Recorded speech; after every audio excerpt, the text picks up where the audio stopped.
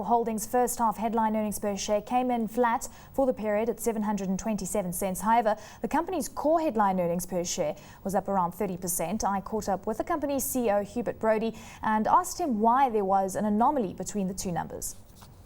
Last year, we flagged to the market that included in our number was a fair value adjustment on a call option that the group had, and it is therefore now this year in the base.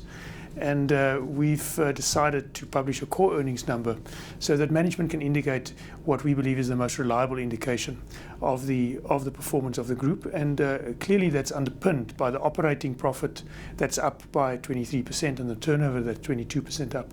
So operationally a very strong performance. 36% up on your dividend. Is this really just testament to the fact that you are very confident that we will continue to see strength coming through from all divisions in the company going forward? Yes, the group is in a very good shape.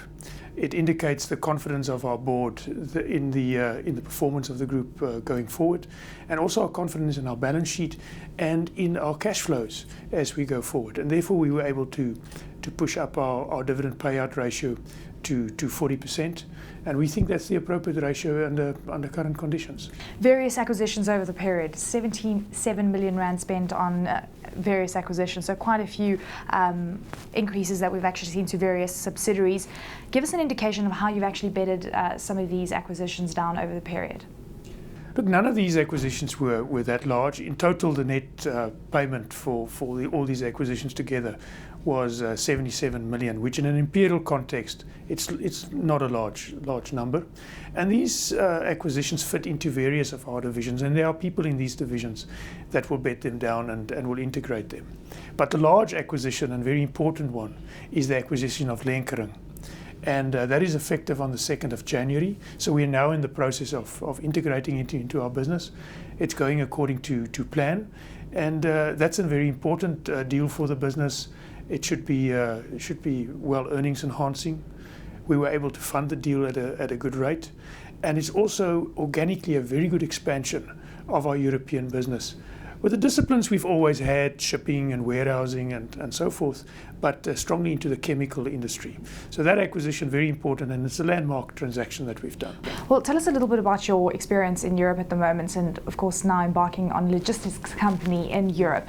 We hear very different stories from a macroeconomic perspective with regards to what is actually happening on the ground. It seems that Imperial is actually seeing growth coming through from that region. Yes, we have, and Germany have not been significantly affected by the difficulties in some of the southern European countries where things are naturally quite tough, and particularly industries in Germany which are focused on exports.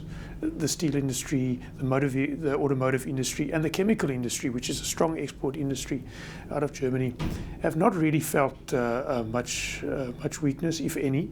And we were able to organically also improve our businesses, and that's why we've had the very strong outcome. And in rand terms, strongly up in our German business, and also in Europe, euro terms, but we benefited from the currency conversion as well. Let's also take a look at the consumer logistic business. That was actually impacted by overall weak growth as well in the construction industry. The CIC acquisition, though, contributed positively overall. What kind of trends are you expecting into 2012? Do you expect a better performance into this year? The consumer logistics industry is not that easy at the moment. We have found some weakness on the manufacturing side of consumer goods, and generally South African manufacturing industries are under some pressure, so we felt that. In other cases where we've expanded the business, for example, expansion of consumer goods into Africa and distribution, the CIC acquisition, that has performed well. But the consumer activity is still not exactly certain whether we're on a growth path.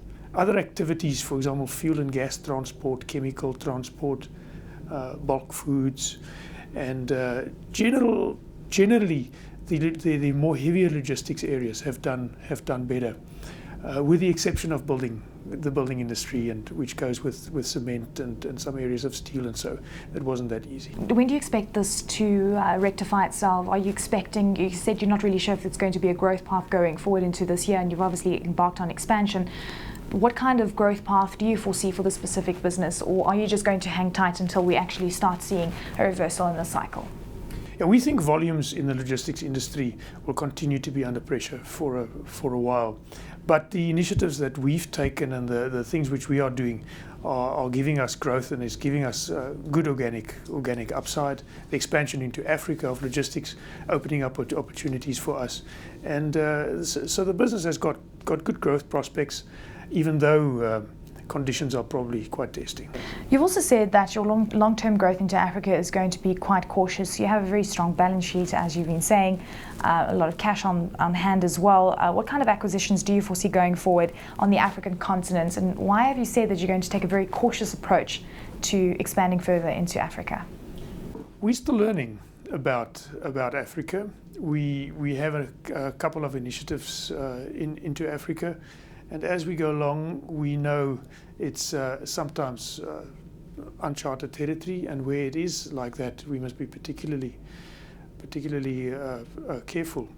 So it is purely the fact that it's not our home base as South Africa is, and therefore a bit more cautious. What makes Africa also difficult, it's not one country, it's many different countries, in some cases actually small economies on there individually, and for every country there's a different legal system, there's a different setup, there's a different way the roads and the transport industry operates. So we've got to learn each of them one at a time. Prospects for 2012, it seems that we are teetering on an environment where things could go wrong depending on what happens in the Eurozone. Here in South Africa, we are relatively immune from what we see, but the truth is we're still only going to experience growth of hopefully close to 3%.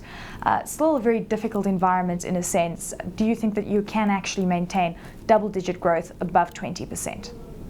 We think we can navigate some of the difficulties in the South African and the global economy quite effectively, and our product set is very well positioned for that. We've got great brands, and we've created great annuity income streams over the recent past. So our expectation is that we can continue the good performance of the first half into the second half of our year.